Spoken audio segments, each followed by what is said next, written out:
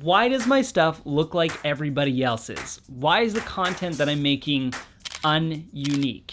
It's 2018 and there's an overwhelming amount of influence out there. Everywhere from YouTube to Instagram, Twitter, Facebook. I feel like there's so much content being pushed my way, but the only content that I'm creating is similar to the places that I'm consuming. I'm basically acting like a mirror to all the artists who really inspire me and who I watch daily. But I don't want that. I want my own creative vision. I want to look different. I want to have a different style. If this is something that you're saying to yourself or maybe kind of reflecting on, you're not alone, and it's definitely an issue that I've been dealing with for a little while.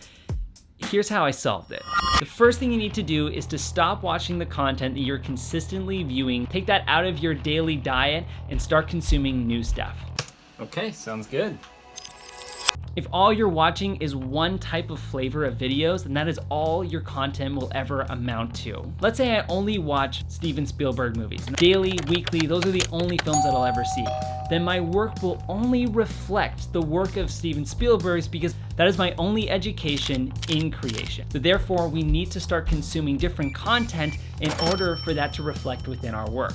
You need to stop watching the mecca influencers, the ones that everybody watches, because you will only create the same stuff everybody else is making. If you really want to be unique in your work, start actually looking at the smaller creators, the ones who are just starting in the platform. They're rule breakers, risk takers, the ones that aren't actually fully aware of what they're doing, they're just playing around and experimenting. Step 2 is to be influenced by older generations as well.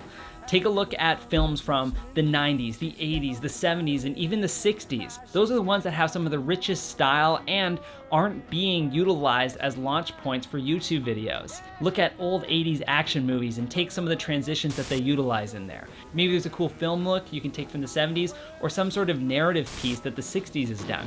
Stealing from older mainstream content is a lot easier than doing it with newer ones. The newer ones just seem like you're copying, the older ones seems like artistic reference. If you want to make something really cool, take from something that's made 10, 20, 30 years ago, and you'll seem more like an influencer yourself than a person who's just copying someone else.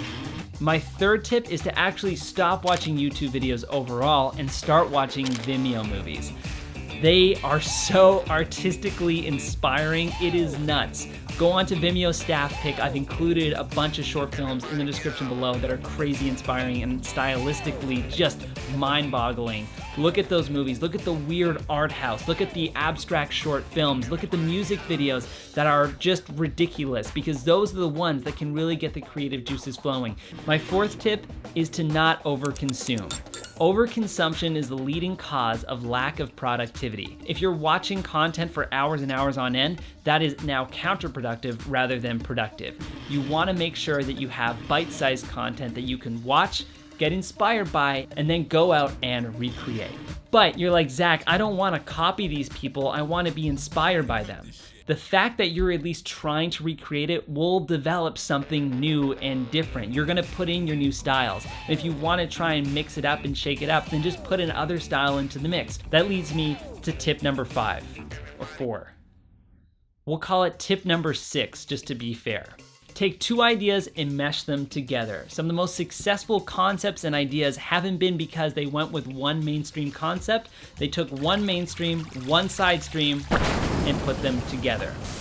And that's it, you guys. Overall, I don't want you to stop watching YouTube videos because there's a lot of really great creators on YouTube and ones that I will continue to support all the time. But it's healthy for you and it's healthy for them for you to take a step back and to be influenced by other formats of artwork. Whether it's looking at architecture, buildings, landscape, going on unique experiences, because the only way that you will ever expand your brain is to push past your creative comfort zone and to look at new things.